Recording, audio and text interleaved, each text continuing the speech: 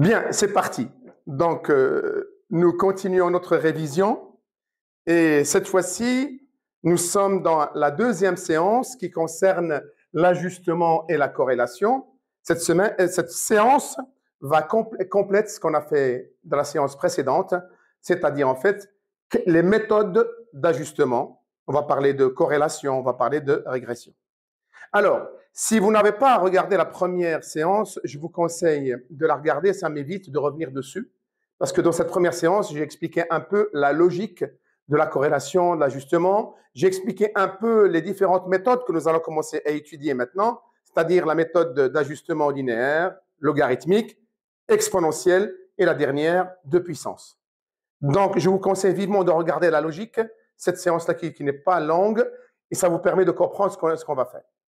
Donc, cette séance est consacrée à la première méthode, la plus simple, qu'on appelle l'ajustement linéaire. On est en présence, je dirais, de mathématiques statistiques, plutôt les statistiques à deux variables, et on va étudier le lien entre les deux. D'accord? Donc, je vais partir sur un exemple économique que tout le monde comprend, bien entendu. Donc, je fais réviser avec des étudiants en économie. Donc, on va prendre une situation économique. Le chiffre d'affaires, les ventes, les chiffres d'affaires d'une entreprise sur 6 années. Au lieu de mettre les années, je mettrai 1, 2, 3, 4, 5, 6, ça veut dire 6 années qui se suivent. Donc, de l'année 1 à l'année 6, on a le chiffre d'affaires qui évolue. La question, c'est qu'il évolue de quelle manière? Est-ce qu'il évolue d'une manière linéaire, logarithmique, exponentielle ou de puissance? C'est très important de répondre à cette question parce que ça nous permet de faire des prévisions pour les années suivantes. Alors, voilà l'exemple que je vais prendre pour les 4 méthodes, pour les 4 méthodes linéaires, logarithmique, exponentielle et de puissance. Et à chaque fois, on va calculer le coefficient de corrélation, le coefficient de détermination pour chaque méthode pour dire laquelle de ces 4 méthodes est la plus fiable qui nous permet de faire des prévisions fiables. C'est ça de quoi il s'agit. Alors, notre exemple, donc nous sommes dans une entreprise. XI, là, XI, donc ce sont les périodes, les années, 1 jusqu'à 6, première année, deuxième année jusqu'à la 6e année. Et YI, c'est le chiffre d'affaires, le chiffre d'affaires, on va dire le chiffre d'affaires, on va dire en millions, ok, en millions. Voilà, par exemple, là, c'est le chiffre d'affaires en millions. Et à partir de là, nous allons faire appel à la méthode des moindres carrés. Ce que j'ai dit dans la séance précédente, c'est que je vais vous montrer une méthode très simple à travers un tableau qui vous facilite la tâche. Normalement, quand vous remplissez bien votre tableau, vous ne rencontrerez aucune complication pour déterminer l'équation et faire des prévisions. Alors, quand on a ces données-là qu'on vous donne, vous les avez. XI, YI, les années et le chiffre d'affaires en millions d'une entreprise. Je vous conseille de remplir un tableau. Comme ça, ça vous permet de donner sens à vos formules. La première colonne, c'est X moins X bar. Ça veut dire qu'il faut calculer le X bar. Et vous savez, X bar, c'est la moyenne. C'est la moyenne arithmétique de la colonne X. XI. Y bar, c'est la moyenne arithmétique de la colonne YI. Précision, tous mes calculs sont effectués sur le logiciel Excel. Donc, si vous utilisez votre propre calculatrice, vous pouvez trouver une différence de résultat parce que votre calculatrice, vous allez peut-être prendre un chiffre ou deux chiffres après la virgule, alors qu'Excel prend plusieurs chiffres après la virgule. Donc, ce n'est pas grave. S'il y a une différence de résultat, c'est que personnellement, j'utilise le logiciel Excel, ça va vite, et vous allez utiliser votre calculatrice, comme à l'examen, bien entendu. Alors, la première chose, regardez, je vous donne étape par étape.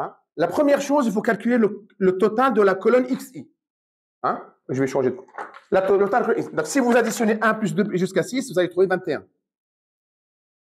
D'accord? 21.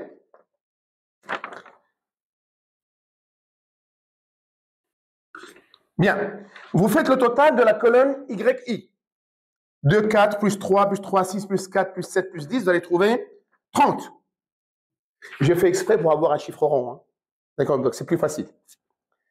Quand vous avez trouvé ça, vous calculez la moyenne arithmétique de chaque colonne, XI, YI. C'est très simple. Il y a combien de lignes là? 1, 2, 3, 4, 5, 6. Ben, vous faites le total divisé par 6.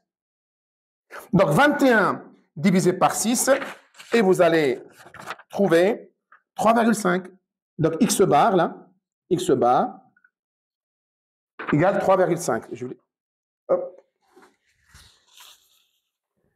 C'est la moyenne, donc vous allez trouver 3,5. Donc ça, c'est x bar, la moyenne de la colonne xi.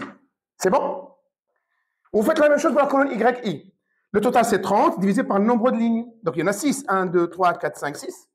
30 divisé par 6, vous allez en trouver 5. Donc ça, c'est y bar.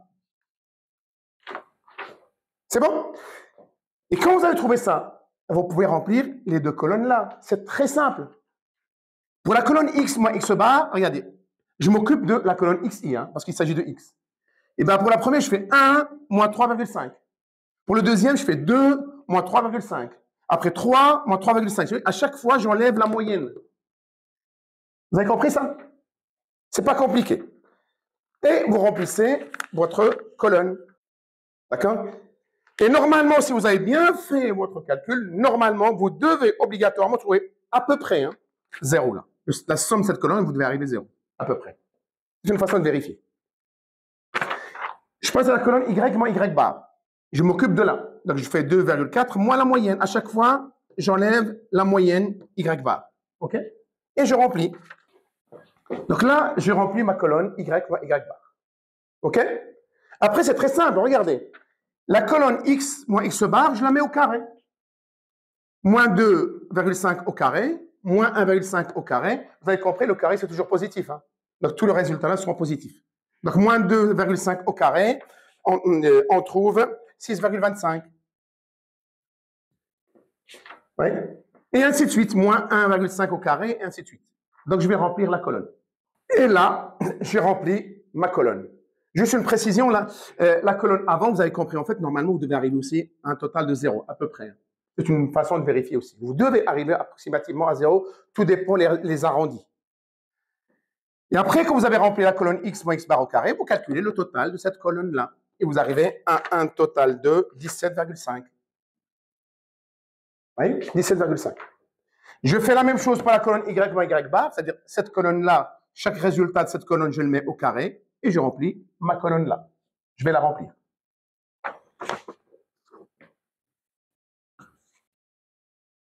Et là, j'ai rempli ma colonne. Il suffit de faire le total de cette colonne-là et vous devez arriver à 42,72. Voilà. Vous trouvez bien 42,72? C'est bon? OK. Il nous reste la dernière colonne. Vous voyez, il n'y a pas de piège. C'est juste, en fait, il faut savoir utiliser sa calculatrice. Mais je fais xi moins x bar multiplié par y moins y bar. C'est-à-dire, je fais cette colonne-là multipliée par celle-là. À chaque fois, et je mets le résultat. Moins 2,5 fois moins 2,6, etc. Et là, je vais recopier aussi le résultat de cette colonne. Les résultats de cette colonne, on trouve 6,5. La même chose, voilà, vous voyez, donc j'ai rempli ma colonne et je fais le total de ma colonne là. Le total, ça me donne le total 25,2. Voilà, 25,20. Vous voyez? Et j'ai rempli mon tableau. C'est compliqué de remplir ce tableau? Non. Et vous allez voir maintenant que j'ai rempli mon tableau, je peux maintenant faire les calculs un peu plus pointus, mais c'est très simple. Rappelons-nous, nous sommes dans la méthode de l'ajustement linéaire. OK? Et l'ajustement linéaire, on a dit qu'il faut qu'on arrive à y égale à x plus b. Vous êtes d'accord avec moi? C'est ça. Y égale à x plus b. Et le but, c'est quoi? C'est trouver A et trouver B. Alors, regardez, je vous donne maintenant, je vais juste effacer, là, vous avez compris les moyennes, je vais les enlever.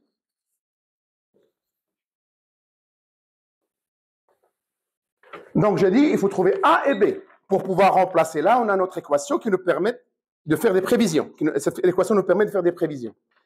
D'abord, A. Comment on trouve? Voilà la formule. C'est la somme, d'accord, de x moins x bar multiplié par y moins y bar divisé par la somme de x moins x bar au carré. Ça, c'est la formule qu'on vous donne. D'accord? Mais ouais, si vous avez votre tableau, vous n'avez qu'à recopier les résultats. La somme de x moins x bar fois y moins y bar, c'est bien celle-là. Ben, vous prenez le total, 25 divisé par x moins x bar au carré, c'est celle-là. Le total, c'est 17,5. Et vous avez votre résultat. Votre calculatrice, 25,20 divisé par 17,5. Et normalement, vous arrivez à 1,44. Et vous voyez, le A dans notre équation est déjà trouvé. C'est bon? Oui, ça c'est l'avantage de faire un tableau. Ça vous permet de commettre le moins d'erreurs. Maintenant, c'est B qui m'intéresse. OK? Alors, pour trouver B, regardez. Vous allez écrire comme moi. On sait que Y égale AX plus B. Je peux remplacer Y et X par leur moyenne. Ça revient au même. Au lieu de mettre Y égale AX plus B, je mets Y bar égale AX bar plus B. D'accord? Ça veut dire que B égale à quoi là? B égale Y bar moins AX bar. Vous me suivez? Et bien là, on a tout. On a tout pour trouver B. Regardez, B égale à quoi? Y bar, c'est où Y bar? On avait trouvé ici, Y bar. Rappelons-nous. Donc, je vais les réécrire. Combien on avait trouvé pour X bar? Combien? Et là, on a trouvé 5. Vous vous rappelez de ça? Voilà. 3,5 et 5. On avait calculé la moyenne de la colonne XI, la moyenne arithmétique et la moyenne du YI. Je n'aurais pas dû les effacer, j'aurais dû les garder. OK? Eh bien, regardez, on a tout. Ben, il suffit de remplacer. Donc, B égale à quoi? Y bar, c'est combien? 5. D'accord? Moins. Ah, on l'a déjà trouvé. 1,44. Multiplié par quoi? X bar c'est combien? 3,5. Et là, vous allez trouver B égale, normalement, si vous calculez bien, B égale moins 0,04. Vérifiez. Moins 0,04.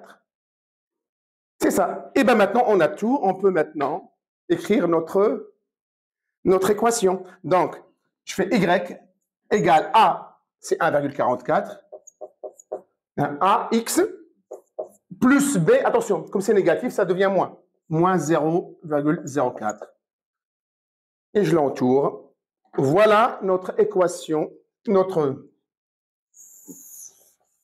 d'ajustement linéaire.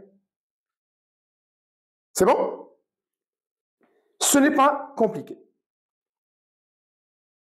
Alors, si vous voulez savoir si votre équation est juste ou pas, je vous donne une méthode très simple.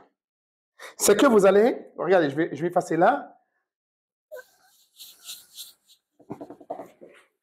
C'est ce qu'on appelle en fait une colonne, je dirais, de correction. En fait, on va appliquer cette équation sur toutes les données xi pour trouver les nouvelles données yi, et le but, c'est d'arriver à 30. Regardez ce que je fais. Vous voyez x là? À chaque fois, je remplace x par sa valeur là. Pour la première ligne, je remplace x par 1, là. Par 2, par 3, par 4, par 5, par 6. Et je mets les résultats là. Dans cette colonne-là. Regardez, dans cette colonne.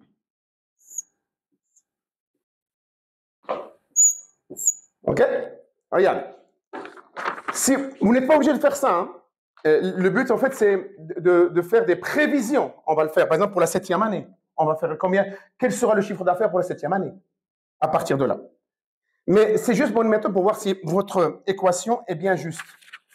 Alors, regardez. Si je remplace x par 1, j'arrive à 1,40. D'accord? Si je remplace x par 2, je trouve 2,84. Si je remplace par 3 dans l'équation là, je trouve 4,28 et ainsi de suite. Hein? Je vais remplir la colonne. 4,28, 5,72, 7,16 et 8,60. Vous voyez? J'ai rempli cette colonne là en remplaçant x par la valeur que nous avons là.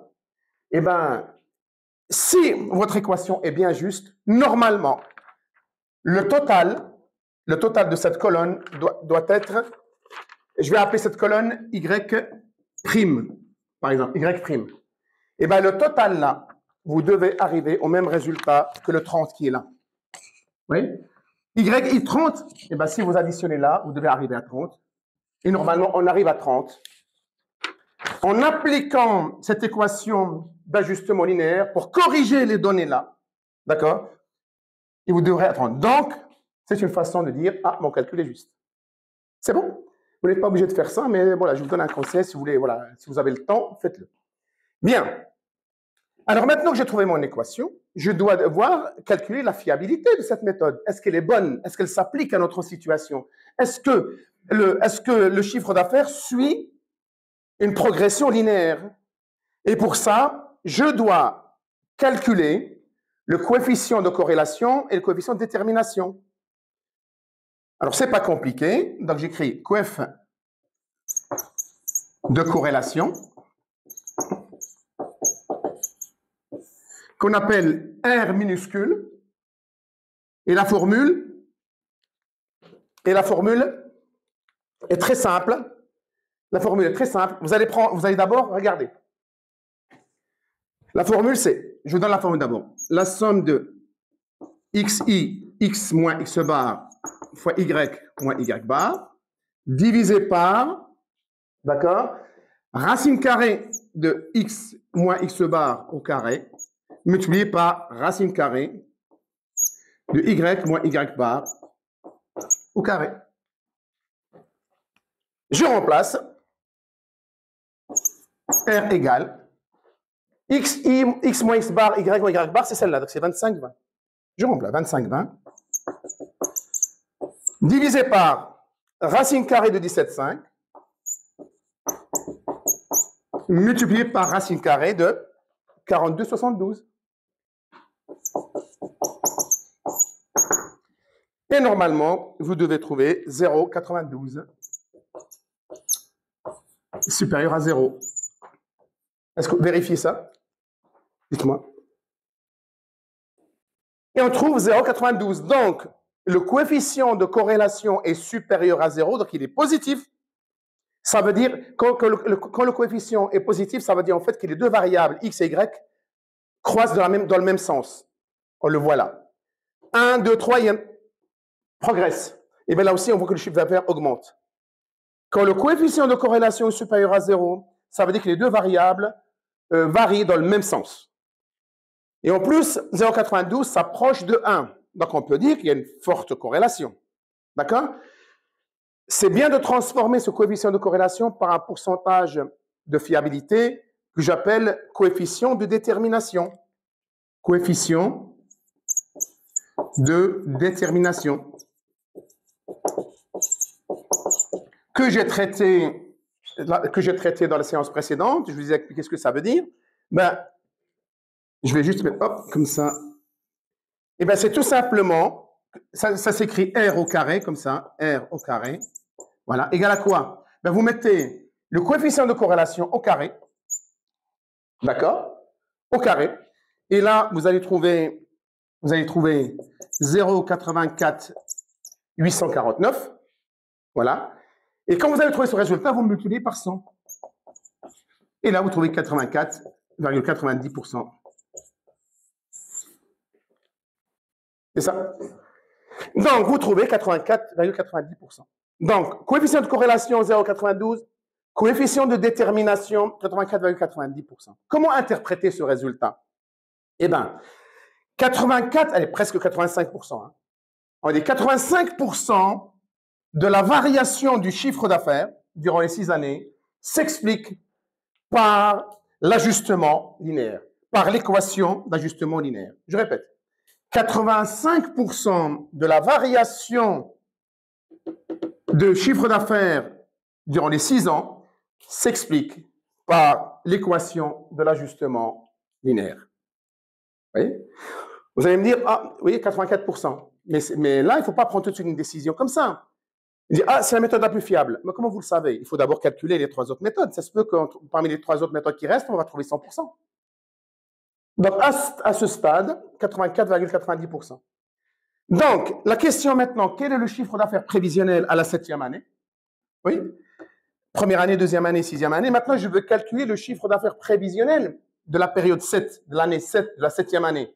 Ben, tout simplement, il faut remplacer dans l'équation d'ajustement X par 7.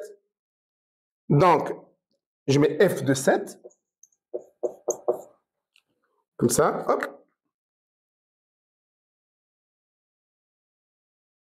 Et bien, vous remplacez X par 7. Ça nous donne quoi?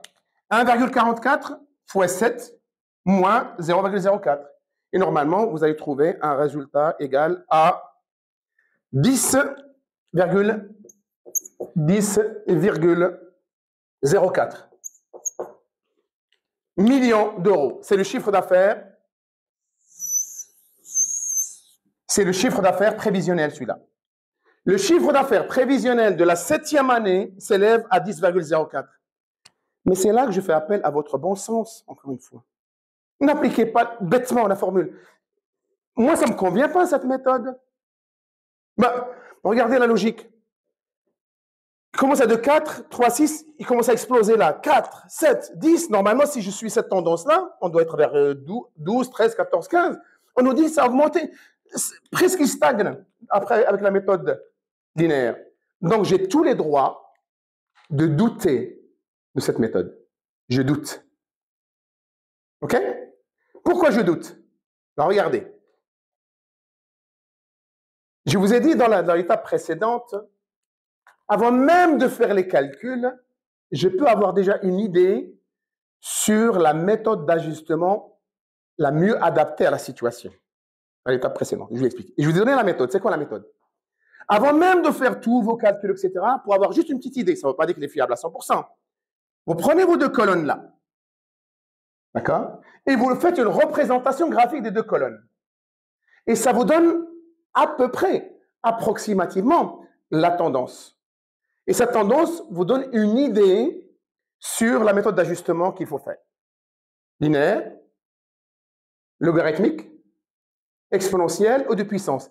Le type, en fait, vous avez la tendance de la courbe et vous savez, elle ressemble à laquelle?